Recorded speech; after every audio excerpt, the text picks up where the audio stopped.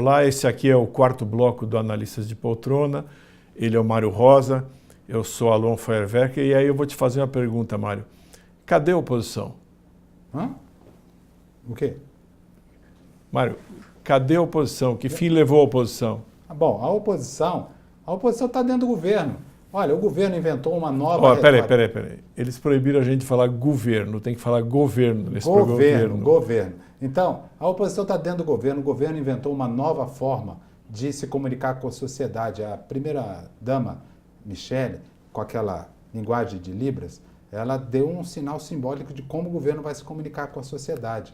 Ele vai partir do pressuposto que todo mundo, todos nós, inclusive os que não são deficientes auditivos. Agora, com o fim do politicamente correto, eu não sei se pode se chamar de surdos. Então, eles vão falar uma opção de coisa lá, a partir do pressuposto que a gente não está entendendo nada, mesmo quando estão falando, não é só nos gestos, e não estão nem aí se a gente vai entender, se a gente não vai entender. E a oposição fica aí no meio perdida, aí, jogada, de vez em quando você dá uma tuitada. O nosso presidente Bolsonaro é a versão digital do ex-presidente Fernando Henrique Cardoso, que disse, certa vez, esqueçam o que eu escrevi, agora ele diz, esqueçam o que eu tuitei quando ele era candidato. E a vida que segue, o governo quando está forte pode tudo, a oposição deixa para lá. A oposição, além de ter o problema de ser oposição, né? Nunca é bom estar fora do governo, ela tem que enfrentar alguns temas no curto prazo que são temas complicados. O primeiro deles é a reforma da Previdência. Em tese, a oposição poderia simplesmente votar contra a reforma da Previdência. Qual é o problema? O problema é que o PT e a esquerda têm governadores.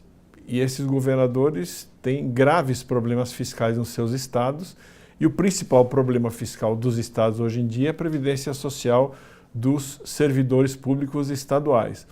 Então a pressão dos governadores do PT e de outros partidos aí do chamado bloco de esquerda em cima dos parlamentares da oposição para que eles de alguma maneira ajudem a aprovar alguma reforma da Previdência que melhore a situação fiscal dos estados, essa pressão vai ser uma pressão muito grande. E o PT, como acabou de ser governo, também não pode ser mais aquele PT dos anos 80 que era contra tudo.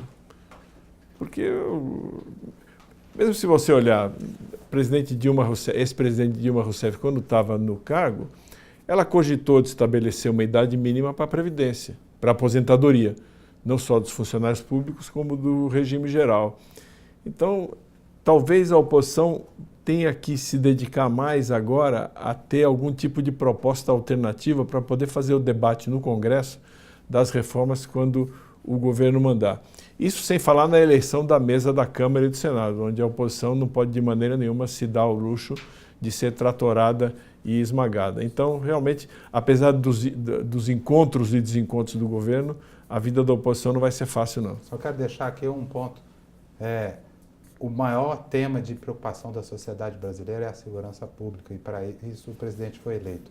Eu tenho uma grande esperança de que o ministro Moro vai entrar para a história do país, não como o ministro da Lava Jato, mas sim como o ministro que conseguiu resolver esse problema das periferias brasileiras e que enfrentou de vez e desbaratou todas essas organizações que têm tirado a paz dos brasileiros.